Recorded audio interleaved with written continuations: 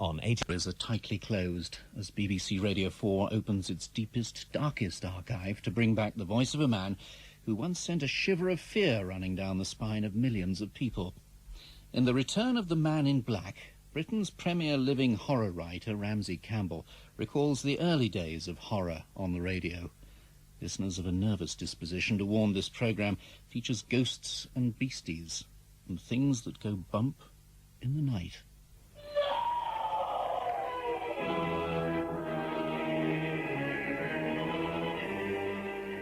This is your storyteller, the Man in Black, here again to tell you a story that may divert, soothe, or who knows, even disturb you.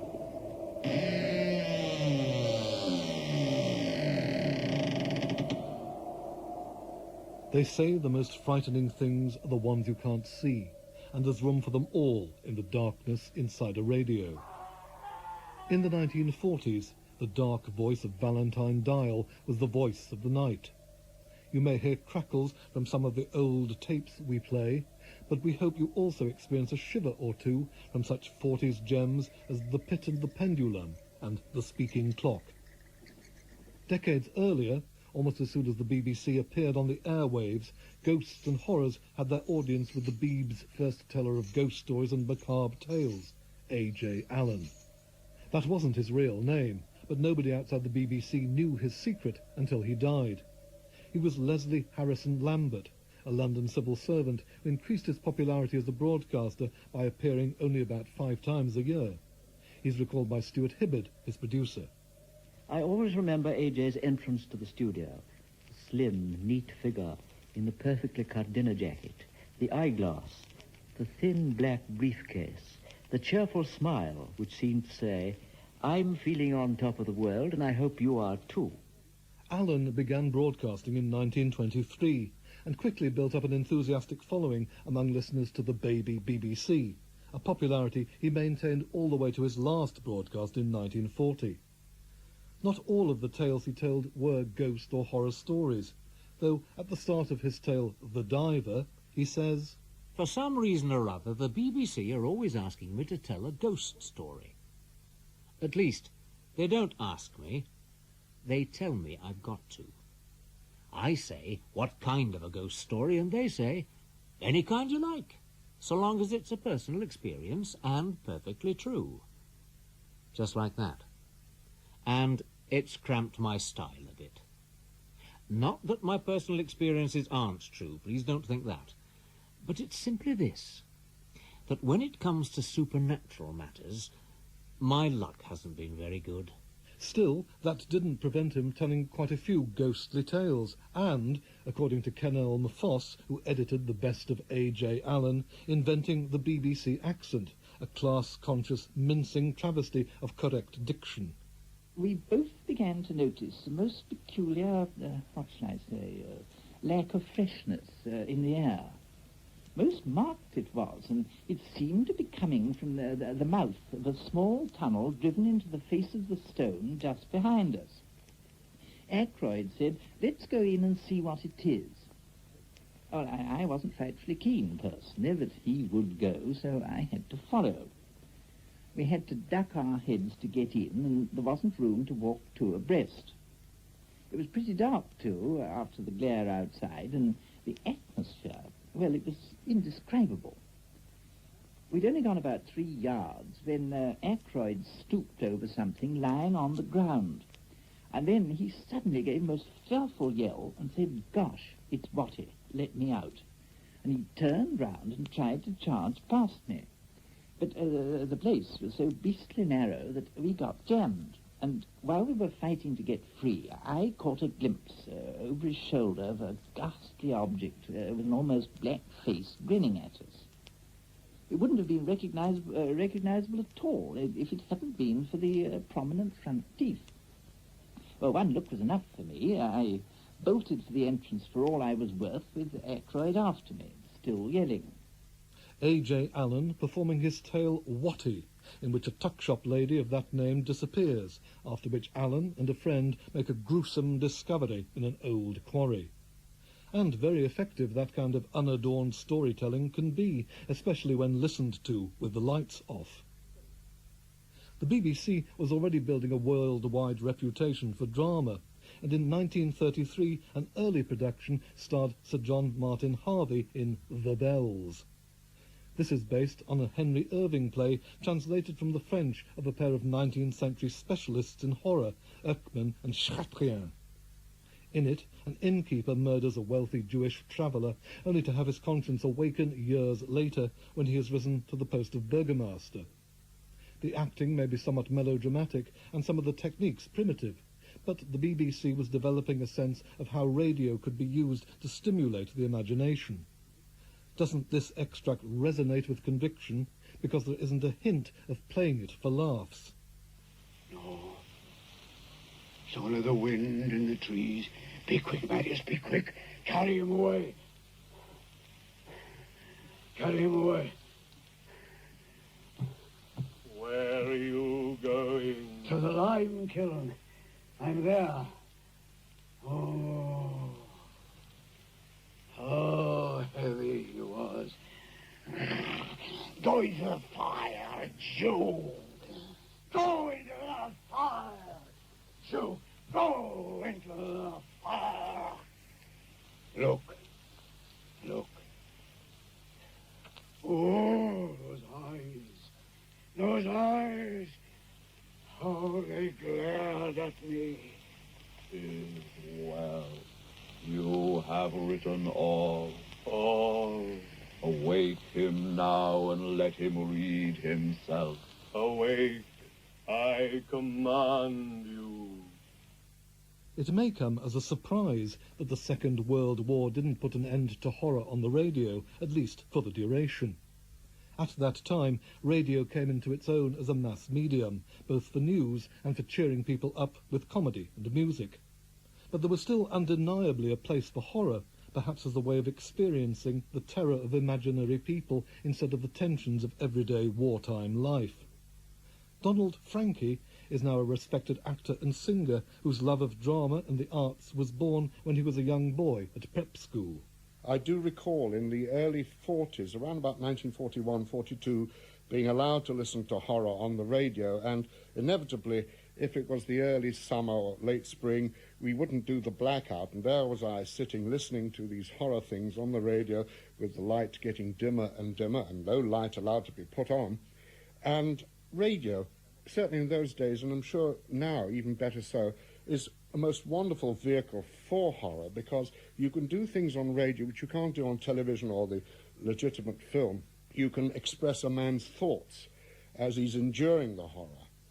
And, you know, the realm of one's own imagination, which I'm sure is geared somewhere in the brain with a sense of horror, it can be far more vivid than any television screen.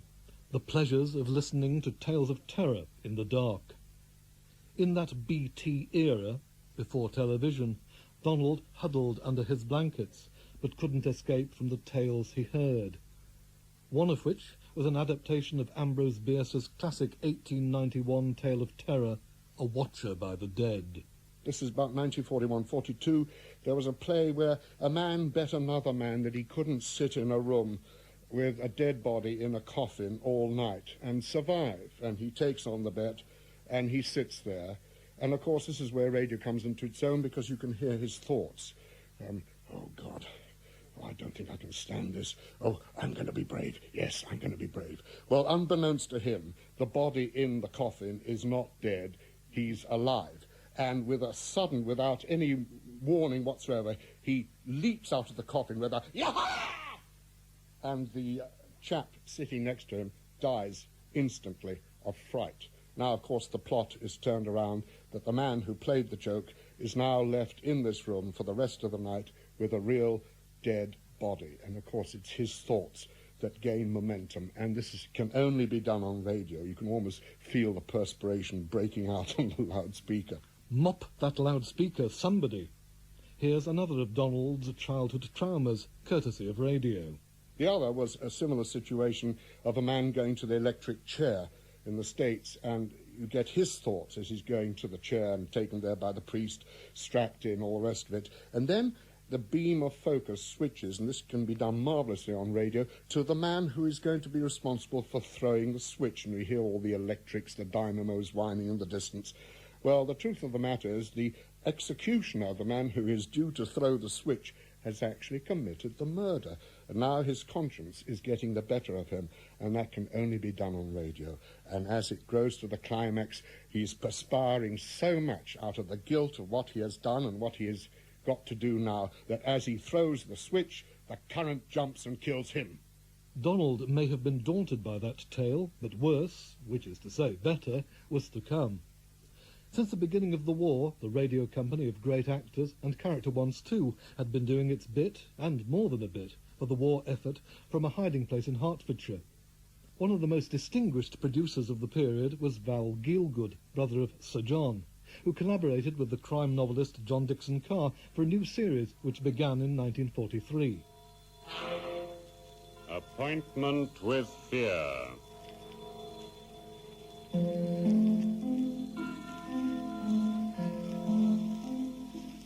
This is your storyteller, the man in black, here again to bring you another far-side tale. I have told you many stories to chill the spine since first we met, but there is one particular subject I have rather neglected: insanity. Appointment with Fear was launched on Saturday, September the 11th, 1943. The Radio Times announced that at 10:15 there would be Lighten Our Darkness. Evening Prayers. that darkness again.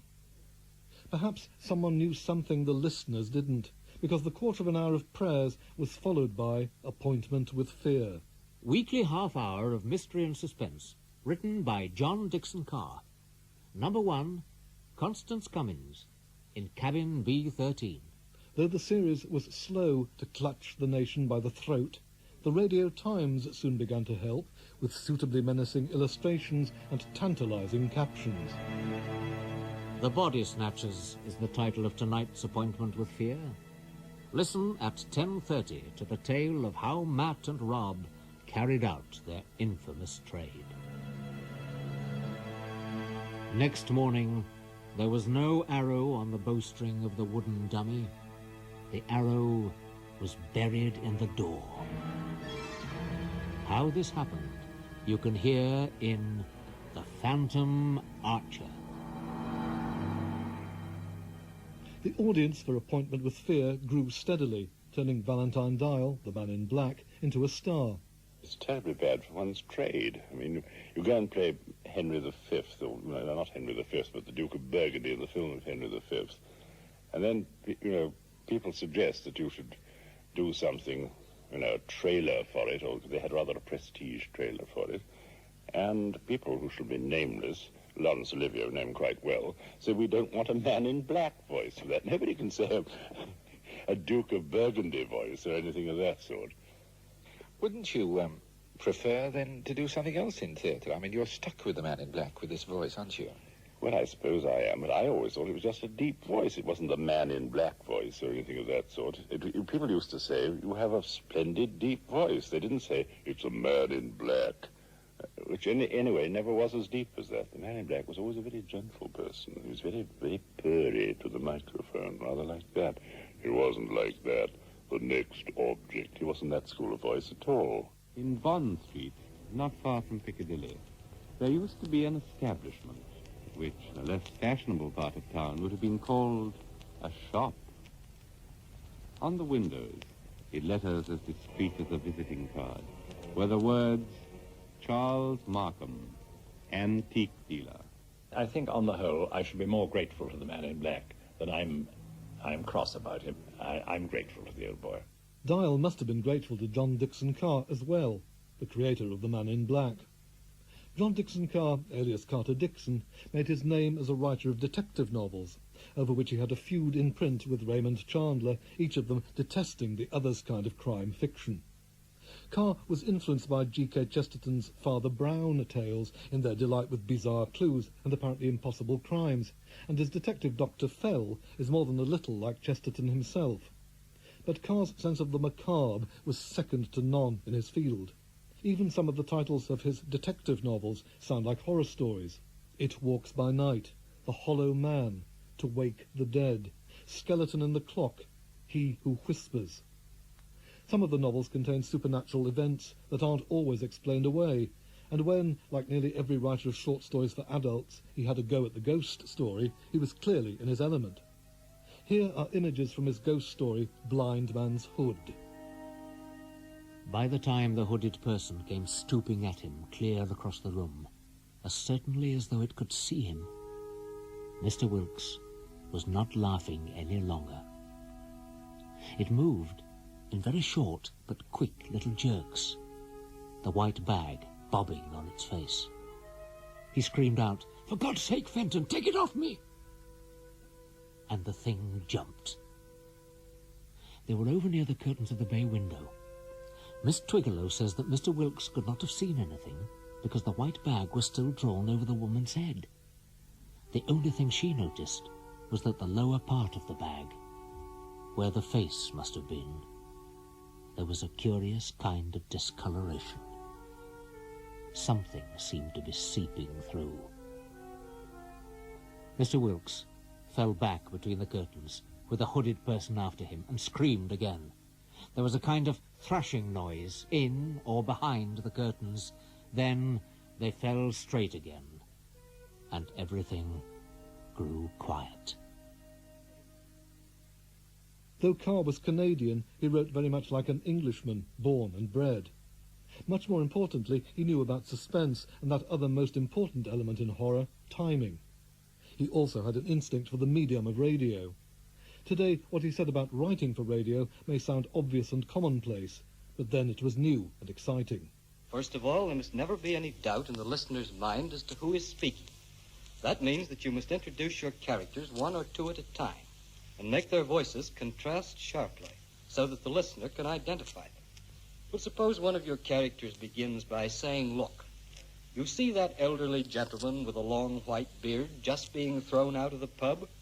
Now that's an ideal entrance, say, for grandfather. The listeners get a picture of his beard and his spectacles and his manner of leaving pubs before they're even introduced to him." Carr had learned the art of suggestion from the great ghost story writers, M.R. James in particular. That much is clear from Blind Man's Hood. James had a genius for showing just enough to suggest far worse. It's a technique I've had some success with myself. Carr used his skill with suggestion to create pictures in the audience's minds with sound.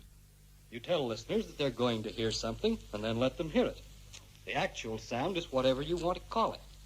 When we were doing The Pit and the Pendulum, we wanted the noise of rats. We went to the effects library and searched everywhere. No rats. What did you do? We used chickens, but we planted them as rats, and rats they were. Beatrice, take care! Take care of what? You are not looking at the pendulum now. Take care of the rats! The rats from the pit! You are sending me away, Jean. I sending you away! My poor loved one. You can't bear to see the rats running about my feet, can you? What will you see the next time you hear chickens? Strange, the bizarre tricks we broadcasters play.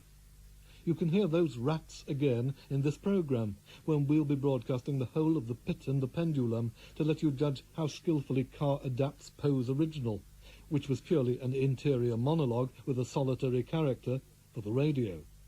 Still, I was talking about the horrid tricks we play, and here's a man who helps play them. My name's Mike Wallace. I look after the practical sound effects for a radio drama. The sound effects used in radio have developed since the time of Carr and Gielgud, but they still conspire with the listener's imagination to suggest things far worse than television can show. Mike Wallace is the man to make you cross the road next time you're about to pass a greengrocer's. A lot of things which are used are fresh fruit and vegetables, which make a good substitute for body parts. One particular incident in a horror play involved someone having their arm cut off, and the studio manager used a grapefruit on top of a cuttlefish, so you've got the sound of the blade going through the skin of the grapefruit and into the bone. So I'll try and demonstrate that one for you.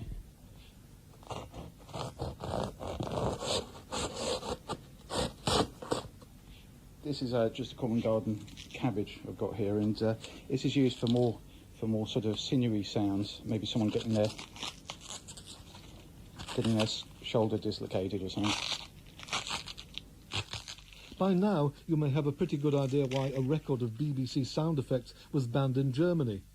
And here's another reason. In a production of Frankenstein a while ago, one of the effects was someone being tortured by a red-hot poker, and I know that the studio manager in that instance used a soldering iron on a watermelon. I'm going to try and recreate this here.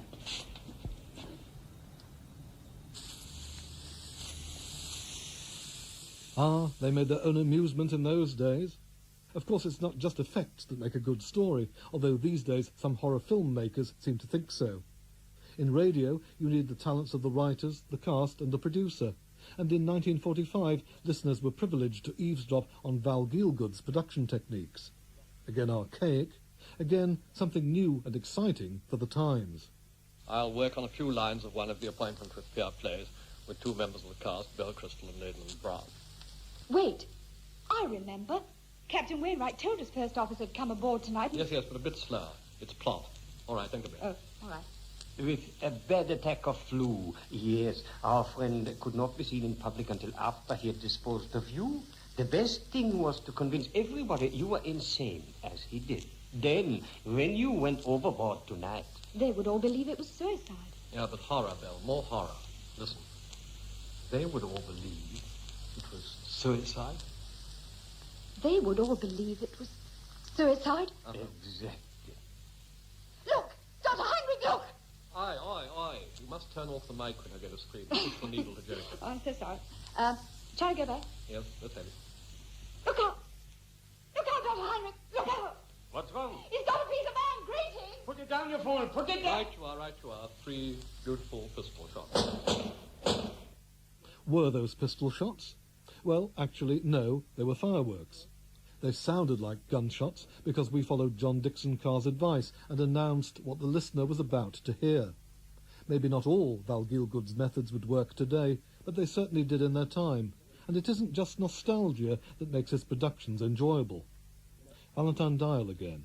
You know about Griselda Harvey's scream, which I consider the finest female scream that has ever been heard. And there was a lady came up to me and said, outside the studio where we were doing it, a lady came up to me and said, "Oh, Mr. Dial, I do enjoy the Appointment with Fear so much, but will you tell me, is Miss Harvey in it tonight?" And I said, "Yes, she is. Does she scream?" And I said, "Yes, she does." "Oh, Miss Harvey's screaming. I must warn Auntie." You see, Miss Barton, this is Maidhurst Prison. Steady now, steady. I'm still dreaming. I must be. You can't mean I'm in prison. Now listen, my dear. I'm afraid it's worse than that. Worse than that? Look over there. You see where there's a little bit of fire in the grate? Well? And paper on the wall, and pictures, and a carpet on the floor. Why can't you come out straight and tell her? They're going to hang you in the morning, Miss Barton. This is the condemned cell.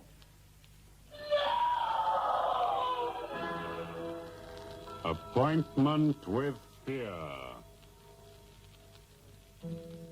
Valentine Dial's fame proved so enduring that his example led a new generation of actors like Ray Jones into radio and onto the stage. Here's a picture of me with Valentine and the rest of the cast of the Creeper, which we performed in Folkestone in 1977, and sadly I think he died about 3 or 4 years after that. I was so excited at working with him because as a child we loved the Appointment with Fear series. All used to wait with great impatience for that particular evening to come along. We see that Dial needn't have worried about his image after all. He'd passed into the public consciousness, and like so much macabre fiction, from disturbing or even shocking people, he'd become the subject of nostalgia for the way horror used to be done. We were in a weekly rep arrangement there where we had just 1 week in which to learn the whole play. We were all very agog at meeting him, and I had a lot to do with him, of course, because my part, in fact, was the leading part. And ironically, I was the evil one in this, and he was the kind gentleman. So I had to murder Valentine rather than the other way around. I thought that he would be playing this sinister character and I would be the victim, but in fact it was the other way around. So we had great fun. And horror can be fun to create, believe me. I'm seldom happier than when I think of an image or a situation that frightens me so much I know the reader will be frightened too. I'm sure the Appointment with Fear team had fun producing The Pit and the Pendulum, one of their best plays, in 1944. It stars Marius Goring, who sadly died earlier this month. And here it is, tension and crackles and drama in full for the next half hour. This is your storyteller, the Man in Black. Here again to bring you another story in our series, Appointment with Fear. Edgar Allan Poe's story, The Pit and the Pendulum, adapted for broadcasting by John Dickson Carr. Jean d'Albret, Captain Jean d'Albret. Good fathers, gentlemen, We hear you, my son. I have been confined for many months in a dungeon. I have been tormented by nightmares. Of conscience one trusts. Pray silence, Fra Antonio. Even now I have no knowledge of where I am or to whom I may be speaking. You are speaking to me, my son. I am Fra Pedro d'Espila, prior of the Dominicans of Segovia, and Grand Inquisitor for all Spain. Is this the court of the Inquisition? It is. Then God help me. He will help you, my son, if you trust him. But I am a French officer. That is true. A soldier and creature of the arch-fiend Napoleon Bonaparte. But a French officer, nonetheless. A prisoner of war. By what right do you try me in this court? Let the clerk read the charges against this prisoner. Pray silence while the clerk reads the charges. The charges against the prisoner are as follows. Imprimis, that he is one Jean d'Albret, a captain of artillery in the army of Bonaparte, so-called Emperor of the French. This means nothing. As the prisoner says, it is no crime. Proceed. Item, that on the 4th day of September in the year of our Lord, 1808, the said Jean d'Albret did wed, espouse, and marry that most noble lady, the Donna Beatrice Valdez, niece and ward of the illustrious... One moment. Your Excellency spoke. Fra Antonio, was any cheat employed to trap this girl into marriage against her will? No. We have no actual evidence of any cheat. Was the girl of age? I believe so. Then wherefore is the prisoner here? This marriage was a deplorable thing, if you like. Bonaparte himself is almost at the gates of Madrid. His General La Salle menaces our city of Toledo itself. But lawful marriage, however regrettable, is no sin or crime. There are other matters in the indictment, I think. Then continue, but give us nothing that is not material. Item, that on the 12th of October, 1808, the said Jean d'Albret, being in command of a 5-gun battery of light artillery, did direct the fire of his guns against the Holy Church of St. Martha the Innocent, and thereby of his wicked malice destroyed the church utterly. Captain d'Albret, is this charge true? Yes, you admit it? Good father, hear what I have to say. The church blew up, I think. Would you boast of your sin, young man? It blew up because it was stored with kegs of gunpowder for your army. I had every right to fire on it. And that is all the defense you have to make. I tell you I had every right to fire on it. By military law. Is military law above God's law? I don't know. I did my duty. Long live the Emperor. Captain d'Albret, hear the sentence of this court. Had your offense been any except this, the Holy Office would have been merciful. Mark what I say. No man, however great his heresy, is ever condemned to be burnt in the fire. The fire. The fire. The fire. If he first recant and acknowledge the error of his ways. But for you, Jean d'Albret, there can be no mercy, no pity, no atonement. The only sentence of this court can be... Death. Death. Death. The secular or government arm to which we must release you has devised 2 ways of punishment in cases such as yours. You hear the tolling of bells? I hear them. It is the procession of the condemned going to the Auto de la Fe. Soon the yellow light of the flames will stream through the windows. And flicker on floor and ceiling. Nunc et in hora mortis in manus tuas, Domine. Most of those condemned, out of mercy, will be strangled before they are burned. It cannot be so with you, Jean d'Albret. You must die in one of 2 ways. Either with the direst of physical agony... A slow fire of green wood.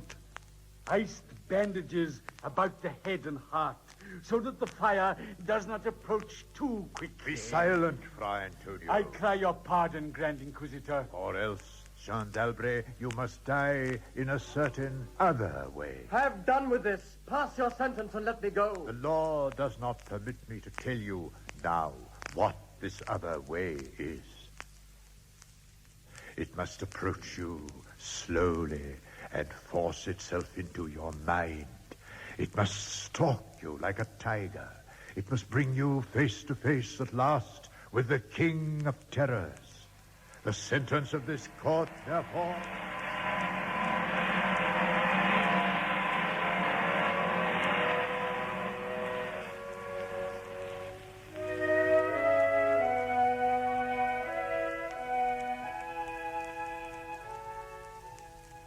I had swooned. Yet still I will not say that all of consciousness was lost.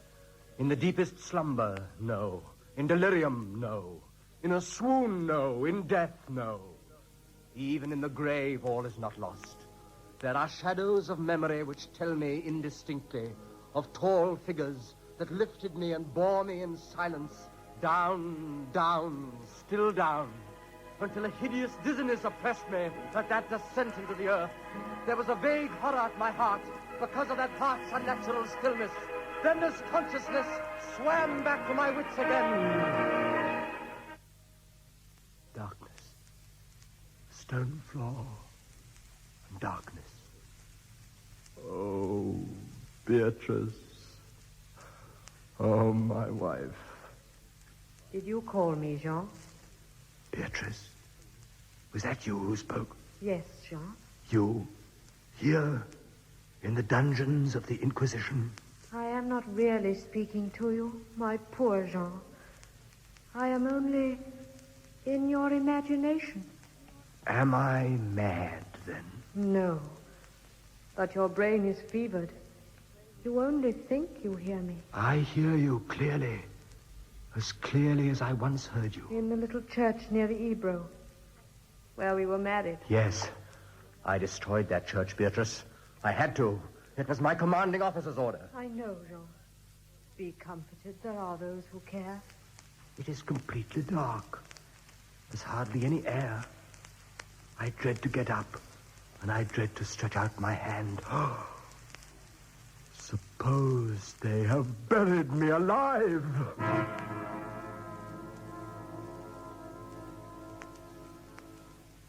Courage.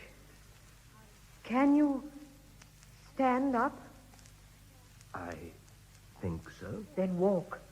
Walk as far as you can. Measure the limit of the cell. If this is not a tomb. You're right, Beatrice.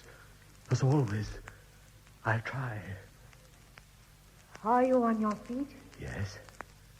Now pray for a poor devil who always meant well. 1 pace. 2. 3. 4. You are very weak, Jean. Rest a moment. Where are you now, Beatrice? In the flesh, I mean. You know that, Jean. In the old house by the olive grove. Scorned of my people. Yes, I know it. Each morning I climb to the hilltop and watch. Go on. Sometimes I think I hear gun wheels rumble in the hills and long moving columns with the red dust rising about them. Go on. First come the heavy cavalry in plume-crested helmets, on their flanks wheeling like hawks, light hussars in blue and scarlet, and behind them in a glitter of bayonets as vast as light points in the sea, rank upon rank, the long grey coats and tall bearskin caps of the old guard and the grand army. It is only a bit.